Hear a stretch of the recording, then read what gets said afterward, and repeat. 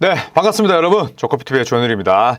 자, 2024 파리올림픽이 끝난 지 제법 많은 시간이 흘렀습니다. 계절도 2번 바뀌었는데요. 자, 하지만 이게 하계올림픽이기 때문에 10월부터 시즌이 시작되는 이 NBA, 특히나 올림픽에 참가한 이 NBA 선수들의 피로도는 대단히 높을 수밖에 없습니다. 왜냐하면 평소 같았으면 대부분은 이제 쉬는 기간이잖아요. 그런데 올림픽에 참가하기 위해서는 일단 트레이닝 캠프도 모습을 드러내야 되고 기자들 만나야 되고 그다음에 그 전에 쇼케이스 시범 경기도 이번에는 베가스에서 5경기가 아니라 아부다비 갔다가 그다음에 베가스에서 아부다비 갔다가 그리고 또 런던까지 가서 경기를 했잖아요. 상당히 피곤한 일정입니다. 그렇기 때문에 이 하계올림픽에 참가했던 선수들은 상당히 컨디션을 유지하는 데 어려움을 겪을 수밖에 없어요. 왜냐하면 쉬어야 될 때 쉬지 못하고 페이스를 빨리 끌어올리기 때문에 시즌 초반부터 좀 힘겨워하는 그런 기색들이 종종 나타납니다. 자, 그렇다면 2024 파리올림픽에 참가했던 주요 NBA 선수들의 기록은 어떨까요? 아직 시즌 초반이지만 정리를 한번 해봤습니다. 자, 올림픽이 독이 된 NBA 스타들이 있습니다. 바로 뱀 아데바요인데요. 자, 뱀 아데바요, 미국을 대표해서 올림픽에 출전을 했고 2020 도쿄올림픽에 이어서 미국 대표팀의 금메달을 또 한 번 이끌었습니다. 금메달만 2개가 됐죠. 자, 지난 시즌 스탯은 71경기 출전, 건강도 잘 유지했고요. 평균 더블, 그리고 어시스트 3.9개, 필드골이 52.1%, 3점은 많이 던지지 않았기 때문에 표본은 적습니다만 충분히 제 몫을 해냈습니다. 그리고 허슬 수치가 뱀 아데바요가 지닌 수비력에 비해서 많이 나오는 편은 아닙니다. 왜냐하면 스틸과 블락의 합이 2개밖에 안 되니까. 하지만 기본적으로 항상 수비를 등한시하지 않는 선수인데 이 정도 기록을 냈습니다. 자, 하지만 올 시즌 스탯 전혀 좋지 못합니다. 물론 타일러 히로가 스텝업을 하긴 했습니다만 지미 버틀러는 한 살을 더 먹었단 말이죠. 물론 버틀러도 필드골 성공률이 어마어마할 정도로 감이 좋습니다만 아데바요가 이 정도 활약에 그쳐서는 곤란하겠죠. 자, 물론 최근 들어서는 살아나고 있어요. 자, 하지만 34.7분 뛰면서 평균 득점이 3.1점이나 떨어졌고요. 리바운드 대동소이 어시스트는 늘었지만 빅맨이 필드골이 44.1%면 곤란합니다. 물론 3점을 지난 시즌보다 많이 던지고 있긴 합니다만 뱀 아데바요의 포지션 그리고 아데바요의 활동 반경, 활동 영역을 감안할 때 글쎄요, 44.1%는 좀 무리가 있지 않나. 자, 물론 이제 손질은 빨라졌어요. 1.5 스틸, 0.8 블락. 지난 시즌 대비 평균 허슬 스탯, 스토크라고도 하죠. 스틸과 블락의 합성어인데 이런 스토크는 굉장히 좋아졌습니다만 전체적으로 아데바요는 확실히 올림픽의 후유증이 뒤따르고 있다. 물론 올림픽에 참가한 게 100% 이유는 아니겠죠. 자, 하지만 아직까지는 우리가 알던 그 아데바요로 돌아오지 못하고 있습니다. 그나마 나은 점은 그래도 점점 나아지고 있다는 거죠. 자, 데빈 부커 올림픽 출전이 현재까지는 독이 되고 있습니다. 물론 자, 오른쪽 기록 보시면 37분 뛰면서 평균 25득점에 어시스트 6개 이상이 나쁜 기록은 아니죠. 자, 하지만 효율이 박살났습니다. 자, 물론 이렇게도 표현할 수 있죠. 타이어스 존스가 들어왔지만 듀란트가 너무 많이 쉬었다. 부커가 짊어진 부담이 크다. 하지만 이런 변명이면 사실 통하지 않을 때는 없습니다. 그렇기 때문에 지난 시즌 대비 필드골 성공률이 6%나 떨어졌고요. 그 다음에 3점도 데빈 부커가 33.5%까지 하락했습니다. 평균 득점 당연히 떨어졌고요. 리바운드, 어시스트 전부 다 하락. 평균 스틸만 살짝 높아졌는데 우리가 알던 데빈 부커는 항상 비가 오나 눈이 오나 25득점 그리고 지난 시즌에 나왔듯이 고효율 그리고 패스도 잘 뿌리는 선수였는데 올 시즌에 타이어스 존스는 건강하잖아요. 타이어스 존스라는 아주 안정적인 가드가 왔음에도 불구하고 필드골과 전체적인 볼륨 자체가 많이 떨어져 있습니다. 자, 조엘 엠비드를 빼놓을 수가 없겠죠. 조엘 엠비드 같은 경우에는 지난 시즌 물론 39경기 출전에 그쳤습니다. 특히 쿠민가에게 무릎이 깔리면서 굉장히 많은 경기를 결장했었고 그 전에도 물론 상태는 안 좋았습니다만 볼륨 자체는 엄청났었죠. 34.7득점, 필드골 52.9%, 스토크가 무려 2.9였습니다. 어시스트 5.6개. 출전 경기 수를 제외하면 사실 조엘 엠비드의 지난 시즌은 페이스 자체가 어마어마했다. 자, 하지만 이번 시즌 스탯 자체는 좋지 못합니다. 사실 국적 3핏이잖아요. 카메룬에서 태어나서 프랑스 대표팀으로 출전하고 싶다 그래서 마크롱에게 거짓 편지 쓰고 미국 국적을 획득하는 국적 3핏의 소유자인데 미국에서 금메달을 땄습니다. 하지만 올 시즌 현재 5경기 출전에 그치고 있고요. 31.6분, 22득점, 8.4리바운드, 3.6어시스트. 자, 물론 지금 서서히 페이스를 끌어올리고 있어요. 그리고 지난 경기에서 활약이 워낙 좋았습니다. 하지만 현재까지는 지난 시즌의 그런 페이스를 쫓아가려면 굉장히 많은 시간들이 좀 걸리지 않을까. 그리고 5경기일 따름이긴 하지만 허슬 수치 자체가 엄청나게 줄었잖아요. 이것 자체가 활동량이나 운동 능력이 엄청나게 감소됐고, 그리고 아직까지 매치핏이 올라오지 않았다. 그래서 사실 조엘 엠비드가 어느 정도의 그런 본인의 100%의 모습을 찾을 때쯤이면 저는 후반기라고 봅니다. 2월 이후 정도? 그래야 엠비드가 항상 시즌을 치르면서 본인의 몸 상태를 끌어올리는 타입이거든요. 그러니까 조엘 엠비드가 한 최근 2년 정도는 트레이닝 캠프 때 살 싹 빼고 근육 데피니션 쫙쫙 보이는 상태로 나타났었는데 또 최근 들어서 그러지 않거든요. 그렇기 때문에 저는 엠비드가 지난 시즌 혹은 MVP를 받았던 그 시즌만큼은 죽었다 깨어나도 도달하지 못할 것이다. 그리고 그렇지 않아도 몸 상태가 좋지 않은 선수가 올림픽까지 다녀왔으니 저는 출전 경기 수도 심히 우려가 됩니다. 자, 그리고 드루 할러데이입니다. 드루 할러데이는 지난 시즌에 비해서 야투 효율이 많이 나빠졌죠. 전체적으로 볼륨은 비슷하지만 그래도 리바운드, 어시스트, 그리고 필드골 성공률, 허슬 수치 전부 다 미세하게 떨어졌습니다. 자, 물론 이게 올림픽 여파일지 아니면 1990년생이기 때문에 자연스러운 감소 단계인지 판단하기는 어렵습니다만 어쨌든 드루 할러데이도 2020년 도쿄올림픽, 실제로는 코로나 때문에 21년에 열렸죠. 그리고 24년에 또 파리올림픽까지 다녀왔습니다. 그리고 그 사이에 21년에는 또 미러키 벅스의 파이널을 이끌었고요. 그리고 또 지난 시즌에는 또 파이널까지 진출했습니다. 그러니까 최근 한 3년 동안 정말 많은 경기 수를 소화했어요. 그렇죠? 21년에 미러키 파이널 가면서 한 시즌에 거의 100경기 가까이 프리시즌까지 포함한다면 뛰었고, 그 다음에 일본까지 와서 곧바로 도쿄올림픽 참가했고, 그리고 올 시즌도 보스턴에서 100경기 가까이 뛰고, 그 다음에 또 올림픽에 참가를 했습니다. 어떻게 보면 34살 노장에게는 상당히 버거운 그런 시기였을 수도 있는데, 저는 오히려 올림픽이 독이 됐다기보다는 생각보다 드루 할러데이의 연차라든지 나이를 감안할 때 이 정도의 스탯 하락이 아니다. 저는 또 개인적으로는 그렇게 생각을 합니다. 자, 르브론 제임스. 르브론 제임스도 어떻게 본다면 드루 할러데이와 비슷하죠. 이게 올림픽의 여파라고만 보기에는 22년 차고요. 나이가 이제 40살입니다. 어떻게 보면 자연스러운 감퇴 현상이죠. 물론 만약에 르브론 제임스가 올림픽에 출전하지 않았더라면 이것보다 더 나은 볼륨, 이것보다 더 나은 효율을 기록할 수 있었겠죠. 자, 평균 득점이 많이 떨어졌습니다. 그리고 리바운드, 어시스트는 도리어 늘었고요. 다만 필드골 성공률과 3점 성공률은 지난 시즌 대비 많이 하락을 했습니다. 그렇다고 치더라도 르브론 제임스의 필드골 49.5%는 여전히 동 포지션 대비, 그 다음에 비슷한 나이 대비 굉장히 훌륭합니다. 3점은 20개를 연달아 놓치긴 했습니다만 그래도 36%를 기록을 하고 있는데, 르브론 제임스 입장에서도 이번 2024 파리올림픽은 국제무대 라스트 댄스였고 반드시 출전할 수밖에 없었죠. 그리고 지금까지의 이런 활약상은 르브론 제임스이기 때문에 23득점이 작아 보이는 거지, 22년 차의 23득점은 앞으로 NBA에서 깨지지 않을 겁니다. 자, 하지만 타이리스 할리버튼은 전형적으로 올림픽 출전이 독이 됐습니다. 왜냐하면 할리버튼은 지금 허리가 좋지 않아요. 그리고 하체도 계속 부상입니다. 햄스트링 지금 부상 달고 있거든요. 상하체가 다 좋지 못하다 보니까 여름에 충분한 휴식을 취하고 재활을 하고 치료를 받았어야 됐는데 그러지 못했다는 거죠. 또 할리버튼이 지난 시즌 팀을 동부 컨퍼런스 결승까지 이끌었잖아요. 그러니까 그 어느 때보다 휴식일이 짧았어요. 할리버튼은 단 한 번도 컨퍼런스 결승을 진출한 적이 없었기 때문에. 거기에다가 올림픽까지 다녀왔는데 햄스트링 좋지 못하고, 그 다음에 허리는 모든 선수들에게 시즌 내내 안고 가야 될 아주 고질적인 통증 부위란 말이죠. 이렇다 보니까 지금 보시면 박살났습니다. 자, 출전 시간이 지난 시즌 대비 3.3분이나 늘었어요. 3.2분. 왜냐면 앤드루 네마드도 부상 때문에 오래 뛰지 못했고, 벤 셰퍼트, 그 다음에 에런 니스미스 부상자가 굉장히 많습니다. 자, 그러다 보니까 35.4분까지 뛰었는데 평균 득점이 무려 2.6점 떨어졌고요. 그 다음에 어시스트 2.5개 하락. 여기에 필드골 5.7%, 3점 3.1%가 떨어져 버렸어요. 그러니까 할리버튼이 드루 할러데이나 르브론 제임스의 나이가 아니잖아요.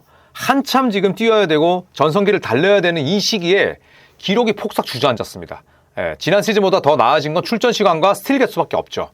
이거는 확실히 올림픽에 여파가 있다. 계속 말씀드리지만 할리버튼의 햄스트링, 그 다음에 허리 부상이 계속해서 지금 할리버튼을 괴롭히고 있는 거죠. 자, 그리고 저말 머레이도 빼놓을 수가 없겠죠. 자, 저말 머레이는 캐나다 대표팀으로서 캐나다에게 메달을 안겨주기 위해서 노력을 했습니다만 결국에는 프랑스에게 덜미를 잡혔습니다. 자, 지난 시즌에 23경기를 결정하긴 했지만 스탯라인은 뭐 굉장히 예쁘게 뽑혔어요. 21득점 이상, 어시스트 6.5개, 필드골 48.1%, 3점 42.5%면 저말 머레이처럼 듀얼 가드 1번과 2번을 다 보는 가드 치고는 효율이 상당히 좋은 편이었습니다. 여기에 블락샷도 지난 시즌 0.7개였어요. 그런데 올 시즌은 박살났습니다. 출전 시간은 늘었어요. 벤치가 약해졌고 캔테베스 칼데르 포프가 떠나면서 36.1분까지 뛰고 있는데 야, 평균 득점 17.8득점 그리고 어시스트도 6.2개로 낮아졌고요. 효율만 좋다면 뭐 상관이 없을 텐데 효율도 엉망입니다. 필드골 42%, 3점 33.3%, TS도 뭐 완전히 개박살 났어요. 1.4 스틸 개수만 많아졌지 이번 올림픽 출전이 독이 됐습니다. 왜냐하면 저말 머레이는 항상 무릎 통증을 달고 사는 선수고 커리어 내내 부상이 잦았습니다. 자, 그렇다면 비시즌을 얼마나 잘 쉬고 잘 먹고 잘 치료하고 그 다음에 재활을 잘 하느냐에 따라서 한 시즌 농사가 좌우되는데 그러질 못했다는 거죠. 이미 2024 파리올림픽 때 저말 머레이는 이번 시즌 부진을 예고라도 하는 듯이 정말 더럽게 못했습니다. 존재감 아예 제로였어요.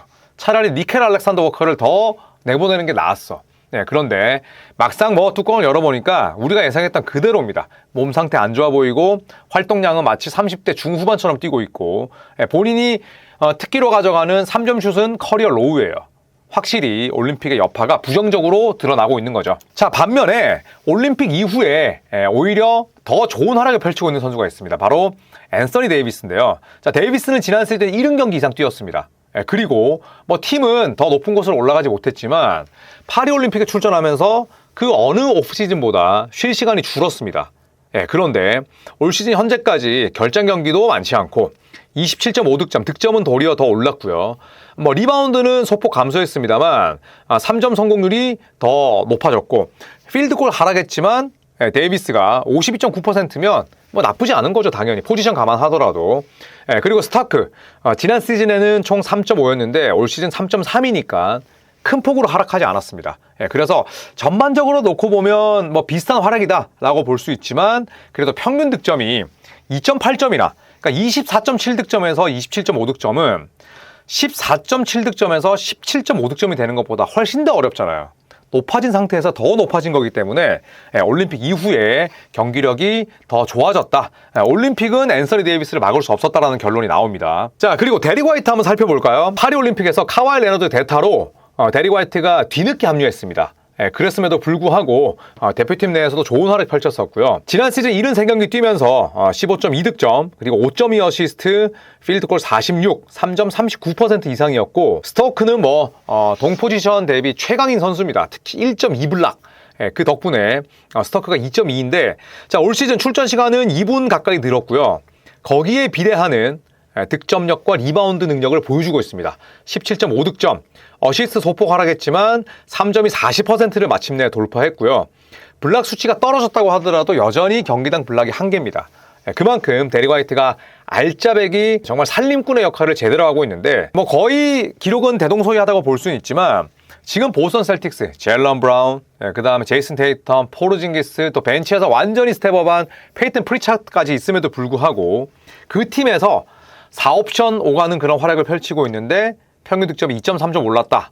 이거는 뭐 이번 올림픽을 도리어 발판 삼아서 스텝업 했다고 볼 수가 있죠. 자, 그리고 제이슨 테이텀 빼놓을 수가 없습니다. 자, 이번 테이텀 올림픽은 좀 상처가 있었죠. 네, DNP도 2게임에 달했고 결국에는 뭐 벤치를 좀 달군 그런 상황이 돼버렸는데 자, 그래서 그런지 이번 시즌 출발은 좋은 편입니다. 3점 효율이 점점 떨어지고는 있지만 출전 시간 미세하게 늘었고 평균 득점이 26.9점에서 더 끌어올렸어요. 28.2득점, 리바운드, 어시스트도 전부 다 올랐습니다. 올림픽에 참가했는데 그 시즌에 득점, 리바운드, 어시스트가 다 올랐다? 이것만으로도 만족이죠. 자, 물론 아쉬운 점은 있습니다. 야투 효율이 지난 시즌보다 2% 가까이 떨어졌고 3점도 시즌 초반에 좋았다가 10월 고점, 11월, 12월 가면서 점진적인 우하향을 그리고 있어요. 자, 하지만 테이텀은 2020년 도쿄올림픽에도 참가해서 금메달을 목에 걸었고 이번에도 두 번째 금메달, 그리고 트레이닝 캠프 열기 전에 올림픽 다녀오자마자 드류 할렌이라는 상당히 유명한 코치가 있잖아요. 그 코치와 계속해서 열심히 훈련하면서 본인의 약점을 메우고자 했습니다. 그 결과 평균 득점과 리바운드, 어시스트가 올림픽 직후 시즌에 모두 다 올랐죠. 자, 그리고 이걸 스텝업이라고 해야 될지 아니면 스텝업을 강요받는다고 해야 될지, 자, 세르비아 국가대표팀 출신의 니콜라 요키치를 빼놓을 수가 없습니다. 자, 요키치는 고국 세르비아에게 동메달을 안겨다줬죠. 네, 그리고 지난 시즌 대비 굉장히 많은 것들이 올랐습니다. 마냥 긍정적이지 않죠. 왜냐하면 올림픽을 갔다 와서 요키치의 비중 출전 시간이 줄어야 되는데 팀의 사정이 워낙 좋지 못하다 보니까 출전 시간이 37.6분, 커리어 최다입니다. 네, 이제 니콜라 요키치도 30살이 됐는데 출전 시간이 너무 많죠. 32.3득점. 평균 5.9점이 올랐고요. 리바운드 1.2개도 올랐고 어시스트 1.2개 올랐고요. 필드골은 미세하게 떨어졌습니다만 3점이 무려 50%, 1.8 스틸, 0.7 블락. 지난 시즌 대비 허슬 수치도 올랐어요. 올림픽도 나를 막을 수 없다. 내가 쉬지 못했고 내가 좋아하는 말을 돌보는 일을 자주 못했지만 그건 그거고 굉장히 프로페셔널하게 시즌에 임하고 있는데 좀 걱정됩니다. 왜냐하면 과부하가 너무 심해요. 요키치 정도 되는 덩치가 37.6분 뛴다? 이거 뒤로 갈수록 퍼집니다. 부상에 대한 위험도 높아지죠. 왜냐하면 올림픽을 갔다 왔고 그 피로가 지금 계속 쌓인 채로 37.6분을 뛰고 있거든요. 자, 그렇기 때문에 요키치가 분명히 올림픽 이후에도 좋은 활약 펼치고 있지만 마냥 긍정적으로 보이지만은 않는다. 이게 더 제 생각입니다. 자, 그리고 빅터 웬반야마 빼놓을 수 없죠. 샌안토니오 스퍼스 소속으로 2년 차인데 고국에서 열렸던 2024 프랑스 파리 올림픽에서 올림픽 은메달을 목에 걸었죠. 지난 시즌 스탯 30분도 뛰지 않으면서 21.4득점에 더블, 그리고 어시스트 4개, 1.2 스틸, 3.6 블락. 진짜 대단한 활약이었죠. 루키인데 허슬 수치가 4.8이었습니다. 자, 그런데 올 시즌 부상 때문에 종종 결장하긴 했습니다만 장기 부상으로 빠진 적은 없고요. 32.2분으로 출전 시간 늘었고 평균 득점 그에 비례하면서 23.6득점, 리바운드, 어시스트는 미세하게 감소했지만 웬반야마에게 중요한 건 뭘까요? 야투 효율입니다. 2m 21cm의 저 정도 기술을 가지고 있는데 야투가 46.5%였거든요. 자, 하지만 올 시즌 여전히 만족할 만한 수치는 아니지만 필드골과 3점이 모조리 늘었습니다.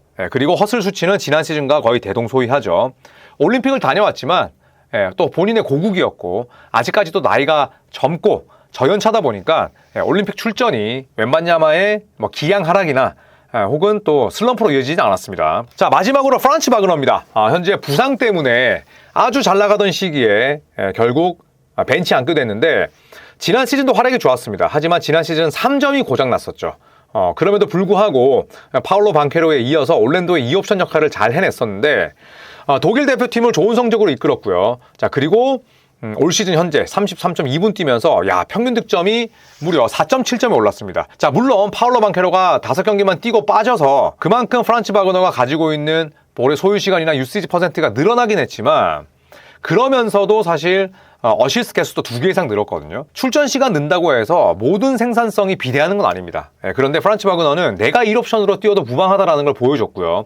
부상으로 쓰러지기 전까지. 자, 필드골은 떨어졌지만 그래도 고무적인 건 3점이 4%나 더 올랐다는 점. 아직도 프란츠 바그너의 3점은 리그보다는 평균 아래입니다. 하지만 지난 시즌보다는 더 높아졌다는 게 중요하고요.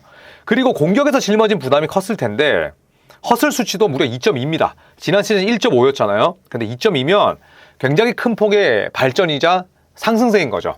그래서 프란츠 바그너도 결국 올림픽을 다녀왔지만 전혀 그 후유증은 없다. 이렇게 볼 수가 있겠죠. 자, 그 이외에 앤서니 에드워즈도 있습니다만 앤서니 에드워즈는 거의 지난 시즌과 차이가 없는 기록을 내고 있고요. 자, 그리고 스테픈 커리 역시도 지난 시즌보다 출전 시간이 줄면서 평균 득점 자체는 낮아졌지만 큰 차이가 없습니다. 케빈 듀란트도 마찬가지고요. 그래서 정리하자면 듀란트, 그 다음에 커리, 그리고 앤서니 에드워즈, 그 다음에 셰이 길저스 알렉산더. 길저스 알렉산더도 캐나다 대표팀으로 출전을 했는데 올 시즌의 활약상이 거의 비슷하고요. 그리고 그리스 대표팀으로 출전했었던 야니스 아르토쿤보. 이 5명은 거의 대동소이해서 따로 설명드리진 않았습니다. 자, 결국에는 올림픽에 진출한다는 건 본인의 또 고국을 대표해서 그 무대에 나갈 수 있다는 그런 책임감, 또 명예가 뒤따르는데 뭐 아무래도 저희가 보는 입장에서는 올림픽에 출전한 선수들이 그 후유증을 최소화하면서 소속팀의 좋은 성적을 이끄는 그런 장면들을 많이 바라지 않을까 생각을 합니다. 자, 올림픽 이후에 스텝업한 선수들도 있지만 그렇지 못한 선수들이 더 많죠. 그렇지 못한 선수들의 반등을 또 기대해 보면서 이 컨텐츠는 여기서 마치도록 하겠습니다. 고맙습니다.